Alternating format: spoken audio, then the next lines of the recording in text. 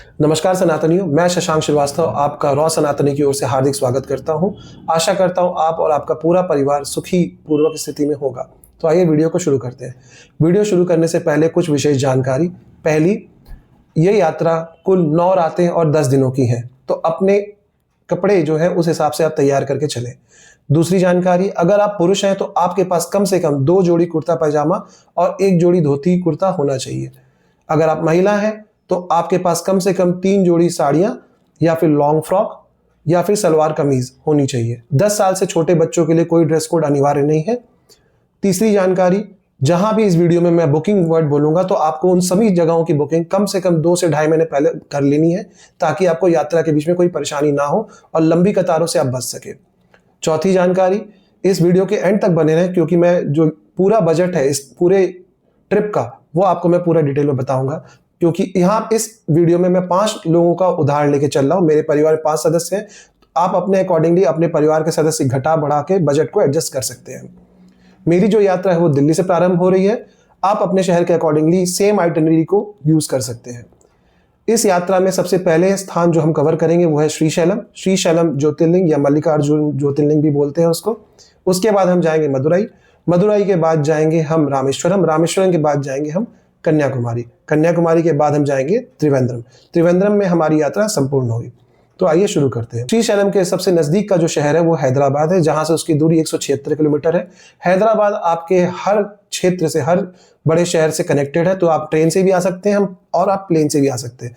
मैं यहाँ पे आपको उदाहरण प्लेन का दे रहा हूँ। दिल्ली से आप हैदराबाद 2 मीडियम से पहुंच सकते हैं, या तो आप ट्रेन सेलेक्ट कर सकते हैं या फिर आप प्लेन से जा सकते हैं। हमने प्लेन प्रेफर किया था।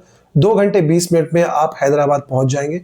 हैदराबाद से आपने ऑलरेडी बस बुक करके रखनी है TSRTC की, जो कि AC वॉल्वो बस की सुविधा उपलब्ध है। 5 घंटे में आपको वो श्रीशैलम उतार देगी। हैदराबाद एयरपोर्ट के नजदीक ही बस स्टैंड है। मुश्किल से 15 से 20 मिनट में आप पहुंच सकते हैं। उस बस स्टैंड का नाम है RGI क्रॉस रोड या फिर HP पेट्रोल बंक।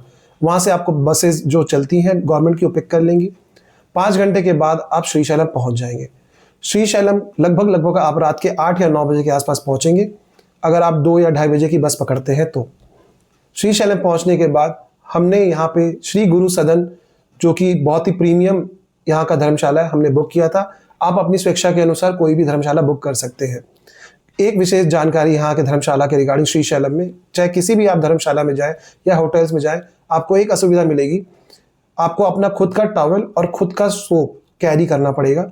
ये सुविधा आपको होटल या धर्मशाला वाले नहीं देते श्रीशैलम में। सुबह सुबह तड़के आप श्रीशैलम ज्योतिर्लिंग के दर्शन के लिए निकल जाइए। उसकी भी बुकिंग आपको VIP दर्शन के टिकट 150 या 200 रुपए की पड़ती है, जो ऑनलाइन उपलब्ध है। लिंक आपको डिस्क्रिप्शन बॉक्स में मिल जाएगा, बुक करके रखिएगा। श्रीशैलम ज्योतिर्लिंग को दर्शन करने में आपको कुल 2.5 से 3 घंटे का समय लग सकता है। ये डिपेंड करता है कि भीड़ कितनी है। हम जिस समय गए थे तो भीड़ थोड़ी ज्यादा थी, तो हमें 3 घंटा लगा था। अगर भीड़ कम है तो आप 2 घंटे के अंदर भी उस यात्रा को पूरा कर सकते हैं। श्रीशैलम दर्शन के बाद जब आप मंदिर परिसर के बाहर आते हैं, आपको बहुत सारे ऑटो वाले मिल जाएंगे जो आपको पूरा श्रीशैलम शहर भ्रमण कराएंगे। श्रीशैलम बहुत ही दर्शनीय स्थल है, तो आप श्रीशैलम अगर आते हैं तो कम से कम 2 दिन रुकने की व्यवस्था करके आए। पहला दिन आपने केवल मंदिर दर्शन कर लिया, उसके बाद आप भ्रमण पे निकल जाइए। भ्रमण में जो सबसे पहला 5 प्रमुख स्थान है जो आप दर्शन के योग्य हैं, उन 5 का वीडियो मैंने ऑलरेडी बनाया हुआ, जो आप मेरे चैनल पर जाके देख भी सकते हैं। सबसे पहला जो दर्शन योग्य मंदिर है वो है क्षेत्रपाल वीरभद्र जी का। जैसे उज्जैन में महाकाल है, काशी का कोतवाल श्री काल भैरव है, उसी प्रकार जो श्रीशैलम है, श्रीशैलम क्षेत्र के रक्षक हैं क्षेत्रपाल वीरभद्र। वीरभद्र जी के दर्शन करने के बाद आप जाएंगे साक्षी गणेश। साक्षी गणेश जी के दर्शन करने के बाद आप जाएंगे हटकेश्वर महादेव। हटकेश्वर महादेव के दर्शन करने के बाद आप जाएंगे श्री ललिता देवी, और ललिता देवी के दर्शन करने के बाद आप जाएंगे पालधारा पंचधारा। पालधारा पंचधारा की महिमा बहुत अपरंपार है, तो उसकी वीडियो मैंने पूरी वीडियो बना के रखी है अपने चैनल पे, आप उसको भी देख सकते हैं। अब आप ऑटो वाले से अगर रिक्वेस्ट करते हैं, जब आप बुकिंग करते हैं, तो उस समय आप उनको बोलिए कि मुझे शिवाजी तपोभूमि भी जाना है या फिर शिवाजी भवन भी जाना है। जनरली ऑटो वाले उसको प्रेफर नहीं करते क्योंकि थोड़ा दूर है, लेकिन अगर आप बोलेंगे तो तैयार हो जाएंगे। शिवाजी तपोभूमि जरूर जाइए, बहुत सुंदर भवन बना, उसका वीडियो मैं बहुत जल्दी अपने YouTube चैनल पर डालने वाला हूँ, तो आप उसको भी देख सकते हैं। वहां पे आपको शिवाजी और माता जीजाबाई से रिलेटेड और शिवाजी की संपूर्ण जीवनी आपको चित्रों में बहुत अच्छा बताया गया है, दर्शाया गया है, तो आपके लिए और आपके बच्चों के लिए बहुत अच्छी जानकारी उपलब्ध है। ये पूरा काम करने में, ये पूरा भ्रमण करने में आपका वो पूरा दिन चला जाएगा। लगभग शाम के 5 या 6 बज जाएंगे। आप इसके बाद आप सीधे अपने 6 बजे के आसपास अंधेरा होना शुरू हो जाता है, तो आप 6 बजे के बाद आप सीधे अपने होटल आ जाइए। होटल में या धर्मशाला जो भी आपने बुक किया है, हमने गुरु सदन बुक किया था तो आप उसको भी प्रेफर कर सकते हैं। अगले दिन आप सबसे पहले सुबह सुबह 7 बजे के आसपास अपने होटल से सामान को क्लॉक रूम में रख के, दो विशेष जगह है जिसको आप घूमना जरूर जाइए श्रीशैलम अगर आप जा रहे हैं। पहला है आपका कृष्णा नदी बोटिंग पॉइंट और साथ ही साथ है आपका पाताल गंगा रोपवे। इसकी भी पूरी वीडियो मैंने अपने चैनल पे बना के रखी हुई है, आप उसको देख सकते हैं। बहुत अच्छा जगह है, बहुत अच्छी जगह, आपको भी अच्छा लगेगा, आपके बच्चों को भी अच्छा लगेगा। रोपवे का नज़ारा बहुत ही भव्य है। कृष्णा नदी में बोटिंग अवश्य करें, वहाँ पे आपको प्रॉपर लाइफ गार्ड की सिक्योरिटी मिलती है। आप लाइफ जैकेट पहन के उस बोटिंग को करते हैं तो कोई असावधानी की या फिर कोई खतरा का संभावना बहुत कम है। वहाँ पे आप आराम से बोटिंग जरूर कीजिए। बोटिंग करने में एक पॉइंट आएगा जहाँ पे आपको 3 राज्य एक साथ दिखाई देंगे, महाराष्ट्र, आंध्र प्रदेश और तेलंगाना। तो वो बोटिंग का एक बहुत ही लुत्फ उठाने वाला दर्शनीय स्थल है, तो आप जाइए जरूर।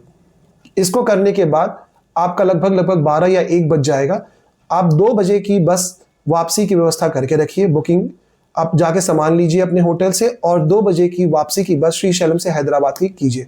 श्रीशैलम से हैदराबाद जाने का वापस का कारण है क्योंकि आपको श्रीशैलम से कोई भी ट्रेन, कोई भी बस डायरेक्टली मदुरई लेके नहीं जाती, आपको इसलिए हैदराबाद आना ही पड़ेगा। तो आप हैदराबाद 2 बजे अगर निकल जाते हो तो रात के लगभग 8 या 9 बजे आप हैदराबाद पहुंच जाएंगे। हैदराबाद में आप पहुंचकर उस रात में एक होटल लीजिए और होटल में अपने परिवार के संग आप निवास कीजिए। हमने वहाँ पे होटल एयरपोर्ट विस्ता लिया था जो कि हमारे एयरपोर्ट के नज़दीक था। कारण एक ही था कि एयरपोर्ट के बहुत ही नज़दीक था। दूसरी चीज़ वो होटल बहुत अच्छा भी मुझे लगा, मैं वहाँ खुद पे रहा हूँ। हैदराबाद में आपको एक अच्छी चीज़ मिलेगी कि आपको खाने की कोई समस्या नहीं है। हम शाकाहारी लोग हैं तो आपको शाकाहारी व्यंजन ऑनलाइन ज़ोमैटो से भी आप ऑर्डर कर सकते हैं। होटल के आसपास भी आपको खाने की चीज़ें मिल जाएगी। इसके बाद आपकी अगले दिन जो शुरुआत होगी वो मदुरई के लिए होगी। अगले दिन आपको अपनी मदुरई की यात्रा प्रारंभ करनी है। मदुरई की दूरी हैदराबाद से 1000 किलोमीटर है, जिसको आप फ्लाइट से 1 घंटे 20 मिनट में कवर कर सकते हैं। सुबह सुबह अर्ली मॉर्निंग की फ्लाइट पकड़िए जो आपको 8:30 या 9 बजे मदुरई उतार देगी। मदुरई से एयरपोर्ट की दूरी आधे घंटे से 40 मिनट की है। बहुत छोटा एयरपोर्ट है तो आपको ओला उबर नहीं मिलेगा, वहाँ पे प्राइवेट टैक्सी उपलब्ध है। आप उन टैक्सी को लेकर के अपने होटल में चेक इन कीजिए। कोशिश कीजिए कम से कम 11 बजे के अंदर आप होटल में चेक इन कर लीजिए ताकि आपका वो दिन पूरा आपके उपयोग में आ सके। 12:30 बजे मीनाक्षी मंदिर का द्वार बंद हो जाता है जो कि वापस से 4 बजे खुलता है। तो आप अगर 11 बजे चेक इन करते हैं तो आप आधे घंटे में आप मंदिर में पहुंच सकते हैं। हमने यहाँ पे होटल विजय को प्रेफर किया था अपने निवास के लिए क्योंकि वो मीनाक्षी मंदिर के बहुत ही समीप है। आप अपनी स्वेच्छा अनुसार, अपनी इच्छा अनुसार आप कोई सा भी होटल आप बुक कर सकते हैं। मीनाक्षी मंदिर में कम से कम आपको 4 से 5 घंटे का समय लगेगा। मीनाक्षी मंदिर के अंदर आपको माता पार्वती, जो मीनाक्षी माता के नाम से भी विख्यात है, साथ ही साथ आपको देवादिदेव महादेव की दर्शन भी होंगे। इस मंदिर को घूमना बहुत ही ज़रूरी है। अगर आपको दर्शन करने का बहुत शौक है तो आप बहुत समय व्यतीत करिए, आराम से हर एक नक्काशी को देखिए। बहुत ही सुंदर मंदिर है। इस मंदिर के अंदर में 1000 स्तंभ म्यूजियम भी है जिसका नाम है 1000 स्तंभ। उस म्यूजियम के अंदर में कुल 1000 स्तंभ है प्राचीन समय के बने हुए, साथ ही साथ हजारों साल पुरानी देवी देवताओं की मूर्तियां भी रखी हैं। तो मीनाक्षी मंदिर परिसर को घूमने में जो आप 4 से 5 घंटे लगाओगे, आपका समय लगभग 3 साढ़े 3 बज जाएंगे या 4 बज जाएंगे। इसके बाद आप मंदिर से निकल करके दूसरा मंदिर जो कि यहाँ का बहुत फेमस मंदिर है वो है कोडल असगर। ये मदुरई सिटी के अंदर ही है। कोडल असगर मंदिर आप जरूर जाइए। यह मंदिर मीनाक्षी अम्मा मंदिर से भी पुराना मंदिर है, बहुत ज्यादा सुंदर मंदिर है, बहुत ही भव्य मंदिर है। यह मंदिर श्री हरि विष्णु और माता लक्ष्मी को समर्पित है। इस मंदिर में भी कम से कम आपको 2 से 3 घंटे का समय लगेगा अगर आप अच्छे से घूमना चाहें, नहीं तो आप 15-20 मिनट में भी दर्शन करके निकल सकते हैं।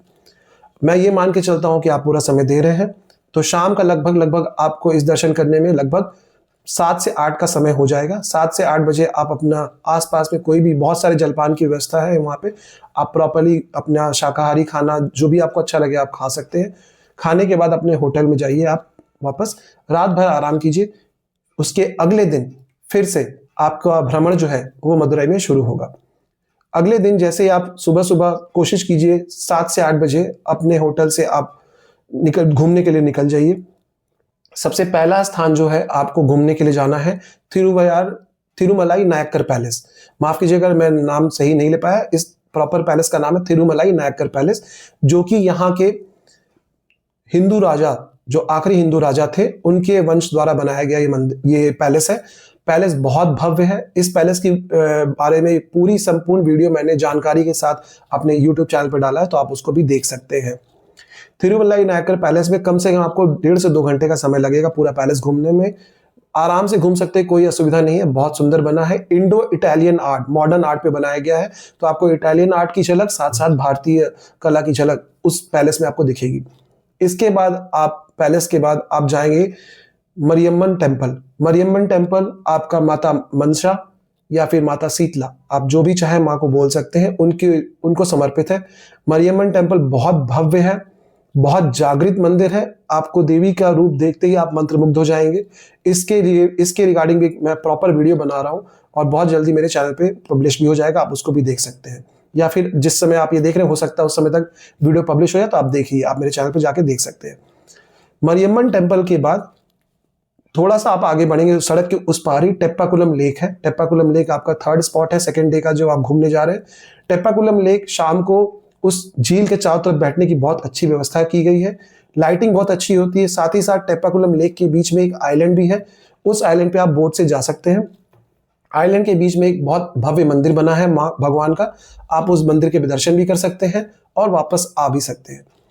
ये सब करने में आपका लगभग रात का शाम का 6 या 7 और रात्रि के 7 या 8 बज जाएंगे।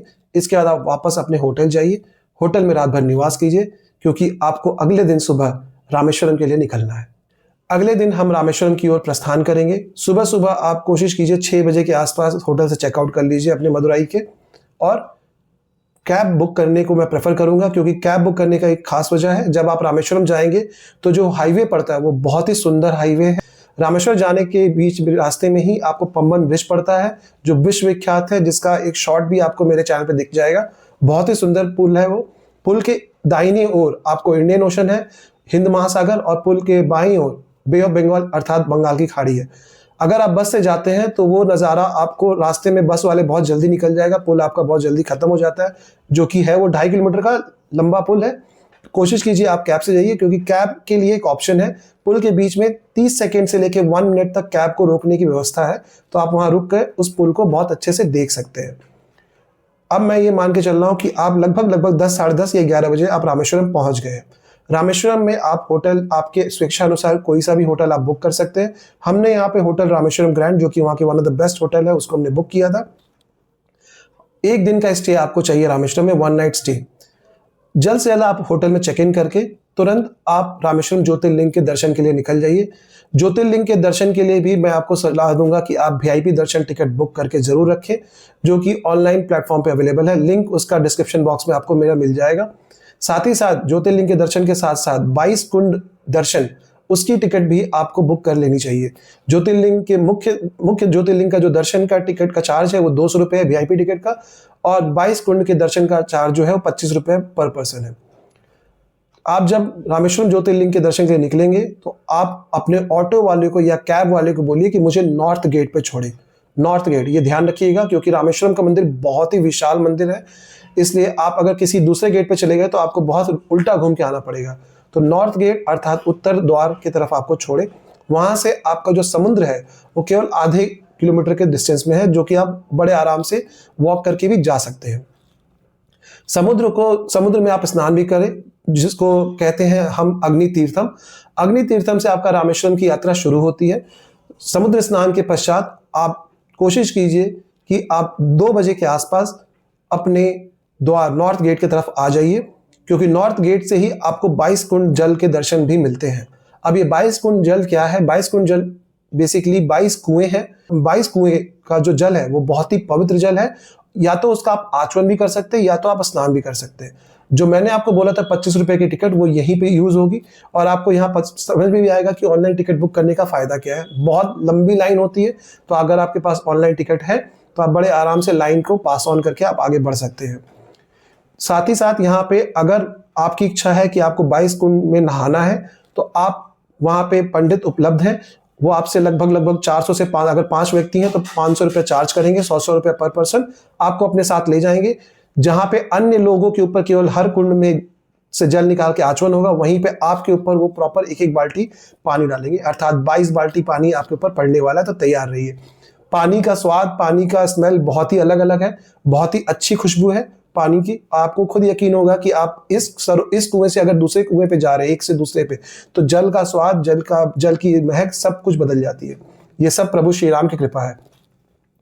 इसको करते करते आप मंदिर परिसर में एंटर करेंगे। मंदिर परिसर में एंटर करने के द्वार पे ही आपको चेंजिंग रूम भी मिलेगा, जहां पे आप, क्योंकि आप भीग चुके हैं तो आप अपने संग एक जोड़ी कपड़ा जरूर कैरी कीजिए। यहाँ पे आपको आपके साथ धोती कुर्ता या कुर्ता पैजामा होना और महिलाओं के लिए साड़ी होना अनिवार्य है। उसके बिना आपको मंदिर में एंट्री नहीं देंगे। अगर आप लड़की हैं तो आप अपने संग सलवार कमीज लेके ही जाइए या फिर long frock. Normal western dress allowed नहीं है। तो आप यहाँ पर ड्रेस को चेंज कीजिए, आपके जो गीले वस्त्र है अपने प्लास्टिक में या कैरी बैग में रखिए और आप उसको मंदिर के अंदर लेके जा सकते हैं। मंदिर के अंदर आप घुसेंगे, आपको जो आपके पास वीआईपी दर्शन का टिकट होगा, उस टिकट पे आपको गेट नंबर दिया गया होगा, या ईस्ट होगा या नॉर्थ होगा या साउथ होगा या वेस्ट होगा। साथ ही साथ आपको उसमें टाइम भी मेंशन किया गया होगा। तो उस टाइम के अकॉर्डिंगली आपको उस गेट पे पहुंच जाना है। जब आप गेट पे पहुंचेंगे तो आप आराम से, क्योंकि आपके पास टिकट है, तो आप आराम से वीआईपी दर्शन का थ्रू बिना लाइन में लगे आप दर्शन कर सकते हैं। अगर आप टिकट नहीं लेते हैं तो कम से कम आपको 2 से ढाई घंटे लग जाएंगे, और अगर आपके पास वीआईपी टिकट है तो आप 1 से 1.5 घंटे में उस चीज को कवर कर सकते हैं। रामेश्वरम ज्योतिर्लिंग में जो ज्योतिर्लिंग है वो बहुत विशाल है, तो आपको दूर से बड़े अच्छे दर्शन होते हैं। बहुत ही मनमोहक ज्योतिर्लिंग है, देखने योग्य है। वहां पे कैमरा अलाउड नहीं है, तो आप फोटो नहीं ले सकते। तो आप अपनी आंखों को ही कैमरा बनाइए और उसका नज़ारे अपने साथ जीवन भर रखिए। रामेश्वरम ज्योतिर्लिंग के दर्शन करने के बाद जब आप बाहर निकलते हैं तो तब तक आपका लगभग जो समय है वो शाम के 5 से 6 बज जाएंगे, और रामेश्वरम में सूर्यास्त बहुत जल्दी होता है। तो अब आप वापस होटल में आ जाइए। मैं आपसे यही बोलूँगा कि आप अगर खाने की जो व्यवस्था है आप होटल में ही करिए, क्योंकि बाहर के जो खाना है वो शायद, अगर आप उत्तरी भारत या पश्चिम भारत से आ रहे हैं तो आपको शायद अच्छा ना लगे वहाँ का खाना। तो एक सलाह है कि आप अपने होटल में खाइए। हम होटल रामेश्वरम ग्रैंड में रुके थे, तो हमारे वहाँ पे डिनर की भी व्यवस्था थी। हमने वहीं पे जाके डिनर किया। बहुत अच्छा खाना था, बहुत ही टेस्टी खाना था, शाकाहारी खाना आपको प्रॉपर मिलता है।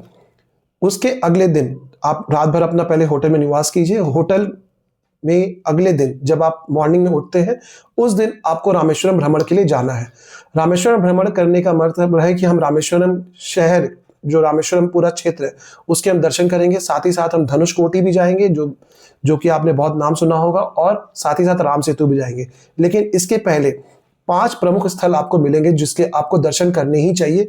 जिसमें पहला आता है रामकुंड, दर्शनीय क्षेत्र है। उसकी वीडियो, इन जो मैं 5 बता रहा हूँ, इनकी छोटी वीडियो या बड़ी वीडियो मेरे चैनल पे आपको मिल जाएंगी, तो आप उसको विजिट कर सकते हैं। साथ ही साथ दूसरा आता है आपका लक्ष्मणेश्वर मंदिर।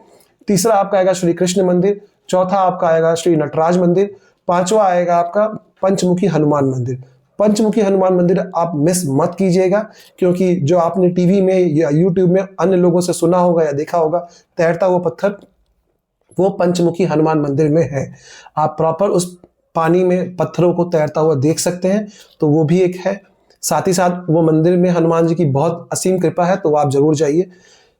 साथ ही इसके पहले जो मैंने आपको नटराज मंदिर बोला, अगर आप विश्व हिंदू परिषद या आरएसएस से हैं तो आपको बहुत ही अच्छा लगेगा, क्योंकि वो मंदिर आरएसएस द्वारा निर्माण किया गया है।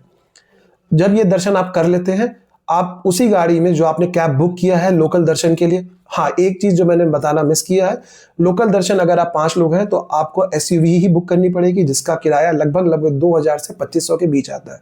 तो आप अपने निगोशिएशन, आप अपनी बातचीत से कम या ज्यादा करवा सकते हैं। हमने 2200 रुपये पे किया था, जिसमें हमने ये 5 क्षेत्र हमने कवर किए थे। इसके बाद वो गाड़ी जो सेम उसी गाड़ी में आपको धनुषकोटी लेके जाएगी। धनुषकोटी वो स्थान है जो कि आपको पता होगा, सुनामी से पहले धनुषकोटी बहुत ही अच्छा डेवलप छोटा सा कस्बा था, जो कि पूरा उजड़ गया था सुनामी के बाद। धनुषकोटी जब आप पहुंचेंगे, धनुषकोटी से पहले एक बहुत ही प्यारा सा मंदिर पड़ता है जिसका नाम है कोडल दरबार मंदिर। यह मंदिर विभीषण जी को समर्पित है। यह मंदिर प्रभु श्री राम के समय का स्थापित मंदिर है। ये वही जगह है जहां पे प्रभु श्री राम ने महाराज विभीषण का राज्याभिषेक किया था, युद्ध करने से पहले ही, जब उन्होंने उनको राजा घोषित किया था, लंका का भावी राजा। तो आप जरूर जाइए। इस मंदिर के जाने का जो मार्ग है बहुत सुंदर है, दोनों ओर समुद्र है, गहरा समुद्र, और बीच से सड़क जाती है। तो अपने आप कैब ड्राइवर को जरूर बोलिए कि आपको वो मंदिर जरूर दिखाए। उस मंदिर को दर्शन करने के पश्चात आप धनुषकोटी की ओर बढ़ेंगे। धनुषकोटी का जो समुद्र का बीच है वो बहुत ही सुंदर बीच है, तो आप धनुषकोटी में आधा घंटा अपनी कैब को रुकवाइए और उस बीच पे जाके देखिए, घूमिए। ये बंगाल की खाड़ी की ओर पड़ता है ये बीच, बहुत ही सुंदर बीच है, रेत बहुत साफ सुथरी है वहाँ की, तो आप वहाँ पे थोड़ा समय व्यतीत कर सकते हैं। इसके बाद आप धनुषकोटी से 8 से 9 किलोमीटर आगे राम सेतु आएगा, जिसको हमारे सनातन में बहुत ही महत्वपूर्ण स्थान कहा गया है। ये वही स्थान है जहाँ से प्रभु श्री राम ने लंका पर चढ़ाई की योजना बनाई थी और जहाँ से लंका चढ़ाई का कार्य किया गया था। राम सेतु आप जरूर जाइए। राम सेतु में आप आधे घंटे से 1 घंटे तक आप रुक सकते हैं। दोनों ओर आपको बंगाल की खाड़ी और और दूसरी तरफ आपको हिंद महासागर देखने को मिलता है। जगह बहुत सुंदर है, बहुत प्यारी, हवा बहुत तेज चलती है, बारिश भी आती है, तो साथ में अगर हो सके तो अपने छाता लेके जाएं, नहीं तो अगर कैब में है तो आप फिर भी आप कैब में आराम से दर्शन करके या घूम करके आप कैब में तुरंत आ सकते हैं। ये जो मार्ग है धनुषकोटी से राम सेतु जाने का, बहुत ही सुंदर मार्ग है। दोनों ओर आपको बड़े बड़े समुद्री धाराएं दिखती हैं और बीच से रास्ता जाता है। खतरनाक रास्ता है लेकिन बहुत ही मनोरंजक है। इसके बाद जब आप वापस आएंगे तो आप अपने होटल में वापस से आ जाइए, चेक इन कर लीजिए वापस से। अगर आपका होटल आपको ये व्यवस्था नहीं देता और वो कहते हैं कि 12 बजे ही आपको चेकआउट करना है, हमारे केस में ये नहीं था, क्योंकि रामेश्वरम ग्रैंड में हमें शाम को 4-5 तक हमने जब रिक्वेस्ट किया था तो उन्होंने स्टे करने का परमिशन दे दिया था। अगर आपकी होटल वाले बोलते हैं कि आपको चेकआउट करना है, तो आप सुबह में जब आप ट्रिप पे जा रहे हैं लोकल दर्शन के लिए, अपना सामान चेकआउट कर लीजिए और उसी होटल के, यहाँ के हर होटल में क्लॉक रूम सुविधा उपलब्ध है, तो आप अपने होटल के क्लॉक रूम में सामान को रख लीजिए। उसके बाद अपना घूम के वापस आ जाइए। वीडियो में अगर इस समय तक आप बने हुए हैं तो आपसे एक बहुत महत्वपूर्ण विनती है, अगर आपको मेरा कार्य अच्छा लग रहा है तो प्लीज़ इस चैनल को ज़्यादा से ज़्यादा लाइक कीजिए, अपने कमेंट शेयर कीजिए, लोगों उसके संग शेयर कीजिए और मेरे चैनल को सब्सक्राइब कीजिए। इससे मुझे बहुत प्रोत्साहन मिलेगा कि मैं नए नए वीडियो, नई नई जानकारी सनातन संबंधी बना सकूं और आपके समक्ष प्रस्तुत कर सकूं। आगे बढ़ते हैं। अब हम यहाँ पे रात के समय में, हमारे उसी दिन रात्रि में जब हम लोकल साइट सीइंग करके आ जाते हैं, तो अब हमें कन्याकुमारी के लिए प्रस्थान करना है रात्रि के समय में। रात्रि में 10 बजे वहाँ से एक ट्रेन चलती है जो सुबह में आपको 5 बजे कन्याकुमारी उतारती है। 3 तरीके हैं कन्याकुमारी पहुँचने के, यहाँ से आपको ट्रेन, बस और कैब की सुविधा उपलब्ध है। इस दिन हम रामेश्वरम में थे, उस दिन कोई भी ट्रेन की सुविधा हमारे पास नहीं थी, क्योंकि ये जो ट्रेन है सप्ताह में 3 या 4 दिन ही चलती है, नाम है उसका केप एक्सप्रेस। उस दिन वो नहीं था तो हमने कैब को प्रेफर किया। अगर आप परिवार के संग जा रहे हैं तो मैं आपको बस के लिए मना करूंगा, क्योंकि बस की सुविधा अच्छी नहीं है। वॉल्वो बस सर्विसेज नहीं, प्राइवेट बसेस चलती हैं और जिनमें शायद पब्लिक भी जो वहाँ पे चढ़ती है वो आपको शायद परिवार के अनुकूल ना लगे, तो आप कैब प्रेफर कीजिए। कैब से आप 6 घंटे के अंदर में कन्याकुमारी पहुंच जाएंगे। तो अब हमारी जो जर्नी है वो रामेश्वरम से कन्याकुमारी की ओर प्रस्थान हम कर रहे हैं। कन्याकुमारी की जो दूरी है रामेश्वरम से 308 किलोमीटर की है। तो आप 10 बजे अगर निकलते हैं तो सुबह 4 बजे या 5 बजे तक आप कन्याकुमारी पहुंच जाएंगे। सुबह 5 बजे के आसपास आप कन्याकुमारी पहुंच जाते हैं। कन्याकुमारी में आप ऑलरेडी आपने होटल बुक करके रखा हुआ। हमारा यहाँ पे जो होटल था उसका नाम है होटल कोमोडिन ग्रैंड। ये ग्रैंड होटल की प्रॉपर्टी है, अच्छा होटल है। मैं एक चीज़ यहाँ पे डिस्क्लेमर देना चाहता हूँ, मैंने जितने भी होटल के नाम बताए हैं उनसे किसी से मेरे को कोई स्पॉन्सरशिप नहीं मिली है। ये मैंने उन होटल के नाम बताए जहाँ मैं खुद रुका हूँ अपने परिवार के साथ, मुझे अच्छा लगा इसलिए मैंने उनका नाम आपको रिकमेंड किया है। बाकी आप अपनी स्वेच्छा के अनुसार जो भी होटल आपको अच्छा लगे आप बुक करें। कन्याकुमारी में सुबह के 8 बजे के आसपास आप कन्याकुमारी मेन टेंपल चले जाएं दर्शन करने। कन्याकुमारी माता का मंदिर है, ये माता के शक्तिपीठों में से एक शक्तिपीठ भी है, तो आप यहाँ पे दर्शन करें। माता का बहुत भव्य स्वरूप है, कैमरा अंदर ले जाना अलाउड नहीं है और यहाँ पे ड्रेस कोड के लिए भी कोई ऐसा स्ट्रिक्ट रेगुलेशन नहीं है, तो आप नॉर्मल ड्रेस पहन के भी जा सकते हैं। हाँ, कोशिश कीजिए वेस्टर्न ड्रेस ना पहने, क्योंकि कभी कभी द्वारपाल रोकते हैं। इसके बाद कन्याकुमारी मंदिर के दर्शन के जस्ट बाहर आप जब निकलते हैं तो वहां पे आपको पाम्पोनार फेरी सर्विस मिलेगी। फेरी सर्विस है ये लॉन्च, बंगाल में इसको लॉन्च भी कितने लोग कहते हैं। अब फेरी सर्विस का प्रयोग आपको करना पड़ेगा अगर आपको विवेकानंद रॉक्स जाना है तो। माता के दर्शन के बाद जो दूसरा दर्शनीय स्थल है वो है विवेकानंद रॉक्स, उसके बाद ग्लास ब्रिज और उसके बाद आपका आएगा तिरुवल्लार टेम्पल और आखिरी में त्रिवेणी संगम। फेरी सर्विस का यूज करके आप विवेकानंद रॉक्स आइलैंड पे चले जाते हैं। वहां पे आपको स्वामी विवेकानंद के मंदिर मिलेगा, वहां पे आप दर्शन कीजिए। उस आइलैंड से दूसरे आइलैंड जिसपे तिरुवल्लार जी का स्मारक है और प्रतिमा स्थापित है, उन दोनों आइलैंड को जोड़ने के लिए एक पुल बनाया गया है जो कि वो ग्लास से निर्मित है, शीशे का पुल है। आपको बहुत अच्छा लगेगा जब आप उस पुल पे चलेंगे, क्योंकि नीचे आपके समुद्र है और आप शीशे के पुल पे चल रहे हैं। डरने की बात नहीं है, शीशा बहुत मजबूत है। थिरुवल्लार जी के, जब आप आइलैंड के दूसरी ओर जाएंगे थिरुवल्लार स्टैचू पे, थिरुवल्लार थे कौन? थिरुवल्लार बेसिकली जिस तरह हमारे यहाँ उत्तर भारत में रहीम, कबीर, तुलसीदास जी थे, बहुत ज्ञानी पुरुष थे, उसी तरह साउथ में थिरुवल्लार थे जिनको बहुत अत्यंत ज्ञानी पुरुष कहा गया और महाकवि भी थे वो। उनकी द्वारा रचित बहुत सारी रचनाएं हैं जो आप चाहें तो वहां पढ़ सकते हैं, हिंदी और इंग्लिश में इम्बार की गई है, आप अच्छे से उसको देख के पढ़ सकते हैं। थिरुवल्लार स्टैचू को देखने के बाद आप जब वापस विवेकानंद रॉक्स पे आते हैं, विवेकानंद रॉक्स पे ही थोड़ा सा आप आगे चलेंगे और नीचे की ओर उतरेंगे तो आपको त्रिवेणी संगम मिलेगा। त्रिवेणी संगम बहुत पवित्र स्थान है, यहाँ पे लोग नहाते हैं। त्रिवेणी संगम सुनते ही लोगों को प्रयागराज याद आता है जो हमारे यूपी में है। लेकिन समुद्र, जिस तरह नदियों के 3 संगम को त्रिवेणी कहा गया, उसी तरह वहां पे 3 समुद्र मिलते हैं और ये भारत का आखिरी क्षेत्र है जिसको हम 0 पॉइंट भी कहते हैं। इसके आगे भारत की सीमा समाप्त हो जाती है, तो वो देखने में भी बहुत अच्छा दृश्य है। यहाँ पे आपको त्रिवेणी संगम कहने का रीजन इसलिए है, बे ऑफ बंगाल, इंडियन ओशन और अरेबियन सी, तीनों का पानी एक जगह मिलता है, तो लोग यहाँ पे स्नान भी करते हैं। आप चाहे तो आप स्नान कर भी सकते हैं। उसके बाद आप फिर से वो फेरी सर्विस को यूज करके आप वापस मेनलैंड पे आ सकते हैं। एक जरूरी सूचना, फेरी सर्विस को यूज करने के लिए अगर आप जो मैंने टाइम बताया अक्टूबर से फेब के बीच में जा रहे हैं तो कोशिश कीजिए आप ऑनलाइन बुक करके जाइए। ऑनलाइन टिकट शायद थोड़ी सी महंगी पड़ेगी, 50-60 रुपए ऑफलाइन से, लेकिन आपको बहुत सुविधा लगेगी क्योंकि जब आप जाते हैं कभी कभी वहां पे बहुत ज्यादा भीड़ हो जाती है जिसकी वजह से आप 3-3, 4-4 घंटे लाइन में खड़े रहेंगे। अगर आपको टिकट नहीं है आपके पास तो आपको टिकट खरीदना ही पड़ेगा। ऑफलाइन टिकट 100 रुपए का है जनरल, और ऑफलाइन में भी अगर मान लीजिए आप चाहते हैं कि आप पहुंचे और आपको तुरंत वीआईपी की तरह आपको फेरी में एंट्री मिल जाए तो उसकी टिकट का कॉस्ट 200 से 300 रुपए के बीच है। इससे बेहतर है कि आप ऑनलाइन टिकट बुक कीजिए। हम जब गए थे दर्शन करने, फॉर्चुनेटली सौभाग्यवश उस समय भीड़ बहुत कम थी, तो हम आराम से ऑफलाइन टिकट खरीद के चले गए थे।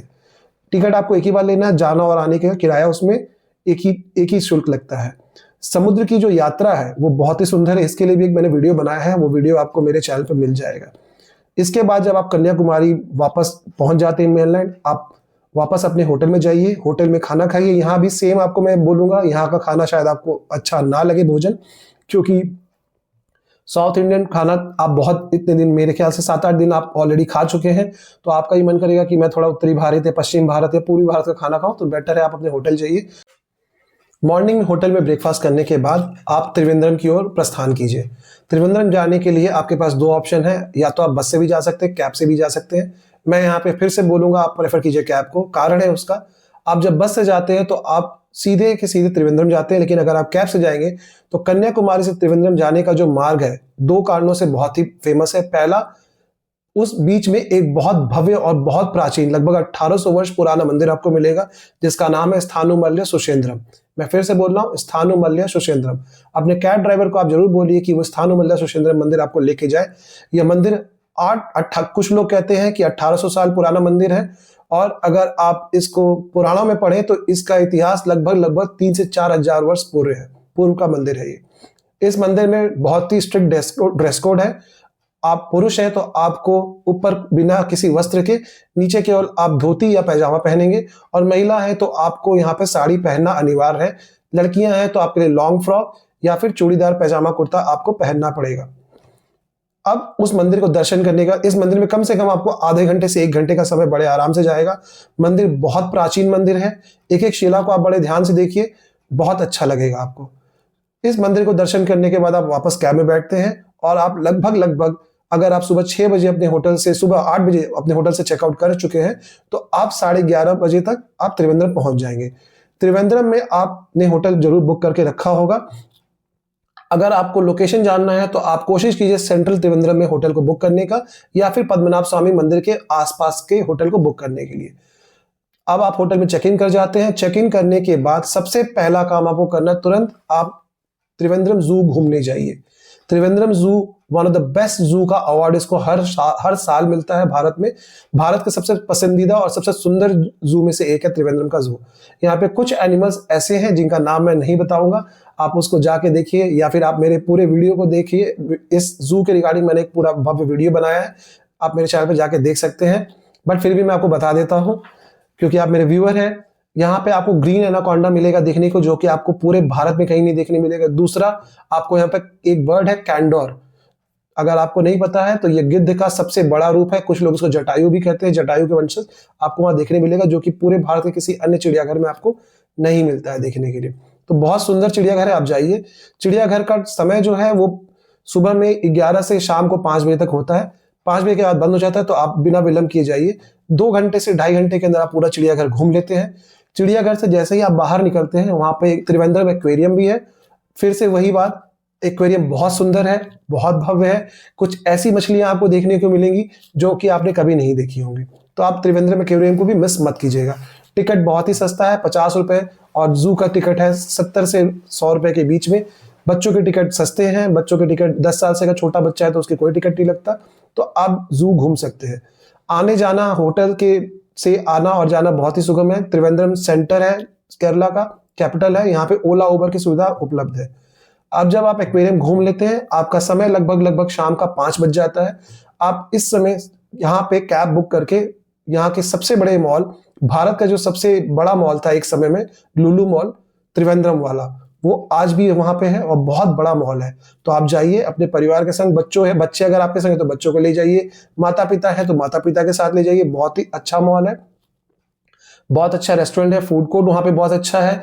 कुछ चीजें बहुत सस्ती हैं, कुछ चीजें बहुत महंगी है। तो एक जो मॉल का एक्सपीरियंस होता है आप उसको लुत्फ उठाइए। One of the biggest mall in southern India है वो त्रिवेंद्रम का लुलु मॉल। अब आप लुलु मॉल से जब आप वापस होटल आएंगे, लगभग रात के आपके 8:30 या 9 बज जाएगा। होटल में आप वापस आइए, अपना खाना खाइए। क्योंकि आप सेंट्रल त्रिवेंद्रम में रह रहे तो खाने की कोई असुविधा नहीं है। हमारे होटल का नाम था होटल आर्य निवास, जिसमें हम रुके थे। होटल आर्य निवास में आपको खाने की सुविधा और नाश्ते की सुविधा मिल जाती है। रात भर आप रुकिए, फिर सुबह 7 से 7:30, इससे ज्यादा देर मत कीजिएगा। अगर आप पद्मनाभ स्वामी मंदिर अच्छे और कम भीड़ में आप दर्शन करना चाहते हैं तो आप चाहें तो 9-10 बजे भी कर सकते हैं, क्योंकि उस दिन आपका पूरा आपके पास उपलब्ध है। अगर आप चाहते हैं अच्छा दर्शन मिले तो सुबह 7 बजे तक आप अपने घर से निकल जाइए। मुश्किल से 2 किलोमीटर की दूरी में आपके पद्मनाभ स्वामी का मंदिर है सेंट्रल त्रिवेंद्रम में। आप जब पद्मनाभ स्वामी मंदिर पहुंचेंगे, पद्मनाभ स्वामी मंदिर में जाने से पहले ही आपको एक बहुत जरूरी सूचना, वहां पर ड्रेस कोड बहुत स्ट्रिक्टली फॉलो होता है, कोई गुंजाइश नहीं है। तो जो मैंने अभी तक कपड़े आपको वस्त्र बताए हैं पुरुषों के लिए, महिलाओं के लिए, वो आप पहन के जाइए। अगर आप किसी भी कारणवश धोती नहीं आपको मिलती तो आपको मंदिर परिसर के बाहर में ही 50 रुपए और 100 रुपए की कीमत पे आपको धोती बड़े आराम से मिल जाती है। महिलाओं के लिए साड़ी अनिवार्य है, लड़कियों के लिए भी वहां पर साड़ी अनिवार्य है, वहां पर चूड़ीदार भी अलाउड नहीं है। वहां पे ऊपर का अंग वस्त्र आपको नहीं धारण करना पुरुषों को। आप जाइए, पद्मनाभ स्वामी जी के दर्शन कीजिए। पद्मनाभ स्वामी मंदिर को मैं अभी तक की यात्रा में मेरे ख्याल से तीसरा सबसे सुंदर मंदिर बोलूंगा, मीनाक्षी अम्मा मंदिर और कोडल असगर के बाद। पद्मनाभ स्वामी मंदिर बहुत ही भव्य है, बहुत विशाल मंदिर है, और जो वहां पे विष्णु जी शेषनाग की सैया पे जो सोए हैं और जो सोए हुए मुद्रा में जो उनकी मूर्ति है, वो मूर्ति देखने योग्य है। उस मंदिर संबंधित पूरी जानकारी, उसका इतिहास, उस विष्णु जी जिस पे सोए हैं शेषनाग पे, वो क्यों, उनके जो कुंडलियां हैं उनका क्या महत्व है, इसको लेके मैंने एक प्रॉपर वीडियो बनाई है जो कि आपको मेरे चैनल पे उपलब्ध मिलेगा। आप जाके उसको चाहे तो देख सकते हैं। पद्मनाभ स्वामी मंदिर के दर्शन में आपको कम से कम 2 से 2.5 घंटे लग सकते हैं, क्योंकि भीड़ बहुत होती है हमेशा। आप उस दर्शन को करने के बाद आप जब लगभग आपका दोपहर का 12 या 1 बज जाएगा, आप चाहें तो आप होटल वापस जाके अपना सामान लेके एयरपोर्ट जा सकते हैं, और चाहें तो आप कोवलम बीच भी जा सकते हैं। कोवलम बीच वहां से 1 घंटे की दूरी है, जो कि त्रिवेंद्रम के बहुत सुंदर बीचों में से एक है, समुद्र का बीच है ये। तो आप वहां चाहे तो आप जा सकते हैं। 2 से 2.5 घंटे में आप कोवलम बीच घूम के आ सकते हैं। आप बच्चों के संग तो आप जरूर जाइए, क्योंकि बहुत सुंदर और बहुत अच्छा बीच है वो। वीडियो में इस समय तक अगर आप बने हुए हैं तो आपसे विनती है, आप प्लीज मेरे इस वीडियो को लाइक कीजिए, ज्यादा से ज्यादा लोगों से शेयर कीजिए, मेरे चैनल को सब्सक्राइब कीजिए। ये एक विनती है आपसे, एक सनातनी की विनती दूसरे सनातनी से है। जब आप कोवलम बीच से वापस आ जाते हैं तो अब आपकी यात्रा यहाँ पे संपूर्ण हो जाती है। अब आप अपने अपने घर की ओर प्रस्थान करते हैं। मैं जैसे दिल्ली से था तो मेरी दिल्ली की जो फ्लाइट है वो त्रिवेंद्रम से थी रात के 10:30 बजे की। 10:30 की फ्लाइट अगर आप पकड़ते हैं तो लगभग आप 3.5 घंटे का फ्लाइट का रूट है, क्योंकि दिल्ली से Trivandrum one of the longest distance flight in India, Bharat सबसे लंबी दूरी की उड़ान है विद इन भारत। तो आपको 3.5 घंटे का समय लगता है। यहाँ पे एक आपको सलाह मेरी यही है, आप कोशिश कीजिए एयर इंडिया की फ्लाइट करने के लिए। थोड़ी सी महंगी पड़ती है, लेकिन आपको बहुत आरामदायक होता है, सीट अच्छी है एयर इंडिया की कंपेयर देन इंडिगो। 3.5 घंटे की फ्लाइट करके आप अपने घर वापस दिल्ली आते हैं और मधुर यात्रा, मधुर जर्नी के साथ आते हैं। मधुर यादें आपके साथ है। बहुत ही अच्छा जर्नी रहेगा। मैंने जो आपको ये जर्नी बताया है, आपको लगेगा लंबा, लेकिन ये बहुत जरूरी है क्योंकि आप 4 बड़े राज्य कवर कर रहे हैं। आप शुरुआत करते हैं आंध्र प्रदेश, तेलंगाना से, फिर आप जाते हैं आंध्र प्रदेश, फिर आप वापस तेलंगाना आते हैं, तेलंगाना से आप तमिलनाडु जाते हैं, तमिलनाडु से आप केरल आते हैं और साथ में 5 बड़े शहर को घूमते हुए आते हैं। तो आशा करता हूं ये वीडियो आपके लिए बहुत ही, आपके सारे प्रश्नों का शायद समाधान आपको मिल गया हो, कैसे शुरू करें, क्या करें।